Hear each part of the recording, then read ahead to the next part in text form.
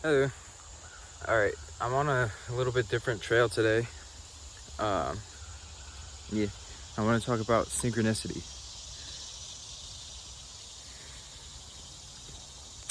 So, synchronicity is when what you're thinking about in the moment is projected to you in your external environment or reality, and then you experience the synchronization or the togetherness of your thoughts, feelings, and actions with the external environment's thoughts, feelings, and actions. So it's whenever you put your mind in alignment with everything that's going on, you experience synchronicity. Um, Synchronicity is really interesting because it comes as a reminder for a lot, but it also comes as a directional guide to be able to show you whenever you're on or in the right state of being. And it's not even the right state of being, but when you're in a connected state of being, and when you're on the right track is what most people would call it. But in my opinion, there's really no right or left track. And as I'm saying that, this is a synchronicity right here. So there's a fork in the road, and I say that there's no right or left track. You see what I'm saying? So like synchronicity is just kind of, it's when your dominant thoughts align with your experience. And it's pretty interesting because stuff like that can happen, and it's all subjective, and it's dependent on the viewpoint of the person who's experiencing it. So if you know, one experience of synchronicity could be extremely profound for somebody, while the exact same synchronicity that another person experiences could not have any sort of meaning whatsoever. And it's all based on your subjective experience. But when you do experience synchronicity, a lot of times it does feel very profound, because it's a profound connection that you have with the cosmos and the environment around you. And one way to increase the amount of synchronicities that you have is to understand that your thoughts are projected all around you, and that the only thing that really what synchronicity is in the first place is when when you become consciously aware that you project your reality. And then when that happens, the reality that you have in your mind then matches the reality that you're experiencing externally, and then it's experienced as a synchronicity. But in reality, it's just you matching your vibration to the kind of, oh man, I may have gone off track. I've never been to this one before, so. But anyways, it's just you kind of never mind, I got lost on that one. All right, never mind. So basically, synchronicity is when okay, so basically what I was saying was that it can be really different depending on the person. So two people could experience the exact same synchronicity, but one person could pick up the significance because they're more tuned into what is going on with themselves, and what's going on with the environment, and what's going on with the universe. But in the midst of it, the way to increase your synchronicity is to realize that you're projecting your thoughts everywhere that you are, and that what you're experiencing externally, meaning your entire reality, is a reflection of your mind and your body and your spirit. So there's no such thing as not having synchronicity, meaning like there's always synchronicity going on. It's just dependent on whether or not you're tuned into it. I guess that's the difference between what people normally think and where I kind of lie with it, is that I understand that everything is a synchronized event, and all of it is a dance in its own right.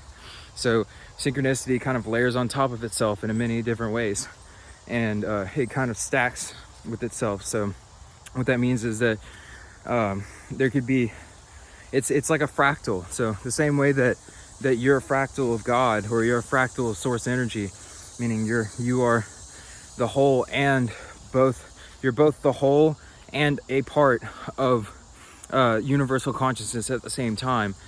The same thing goes with synchronicity, is that you can experience the whole, or parts, or both at the same time. And that really changes the profundity of the experience that you have. Because some people, they can have a synchronicity that's so profound that they have a total ego death, and then they realize, and they dissolve into the entire environment. And then when that happens, everything is synchronistic, meaning like everything that you think of is then immediately projected into your external reality. And I've had that happen before for a while for me, and it felt like everybody was just saying my mind to me, and all of my most deep and intimate secrets were just revealed to me through everybody else. And it felt like they all knew, and like they were in on something. Like they knew that they were all just a projection of my mind, and they knew that it's so weird, dude. It felt like it was total ego death. So like everybody was me. So it felt like I was just like, I was playing around with a bunch of me's, but it felt like it was like a joke almost, like as if I had made this whole thing for myself as a joke, or like some sort of I don't know how to explain it, you know? Like it felt like they all kind of just were in on it. Like they all knew that they were all just a projection of my mind, but they were just playing along because they had to, because I was part of the game in the first place. You know, like it's really interesting. And I know that comes off kind of weird, but it's kind of how ego death works, honestly. It's like you kind of dissolve into your entire environment, and when that happens, you end up kind of losing the interpretation of the difference between you and everything else, because there is no difference. So in the reality of everything being one, there's a realization that everything is actually one, meaning there's a difference between saying that everything is one and experiencing the oneness of everything, you know? Like there's a really, really big difference.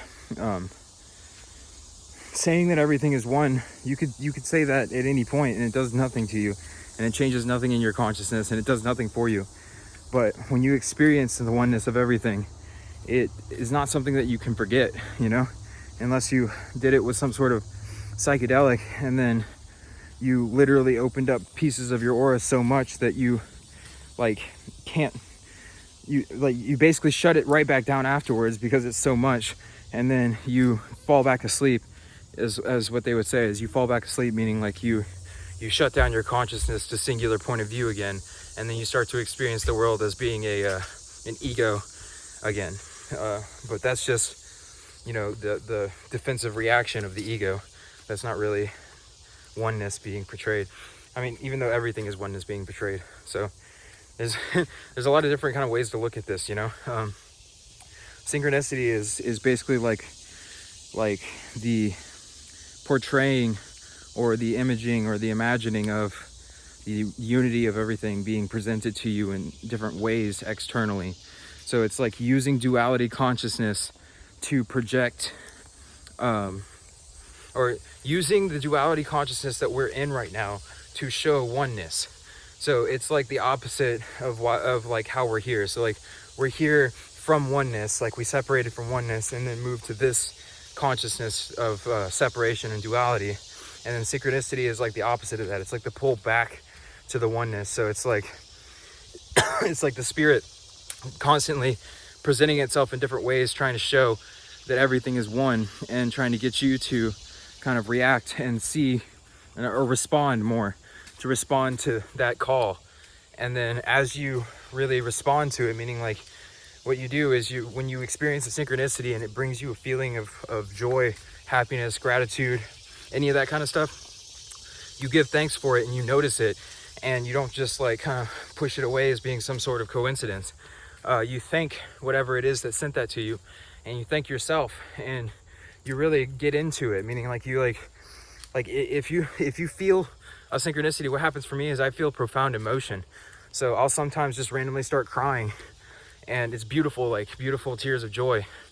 And then I'll start thanking, you know, just everything, and be really, really grateful, because, you know, that's not something that I get to experience all the time, and it's blissful for me, you know. It's an ecstatic experience, or an ecstasy experience, and I want to give thanks for that so that I can experience it more, rather than continuously putting my emotions and my mindset onto things that brings me more lack. I experience, you know, profound emotion as being like the opposite of lack mentality, meaning like to have the joy and happiness and everything that people search for in their external reality.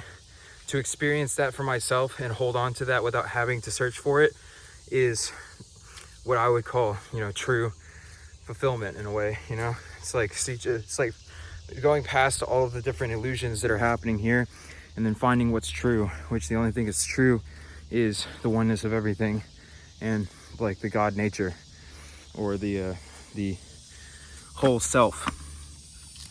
Sorry, I'm putting my shoes on really quick because it's just rocks up here. Put these on. Yeah, I think that's about it for the synchronicity, though, honestly.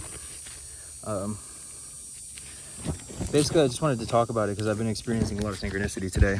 Today's been a really kind of interesting day, and it's only like 12 o'clock. It's not even that late. I normally get up around 5:30 in the morning, so I've been up for a minute. But yeah. All right, sorry. All right.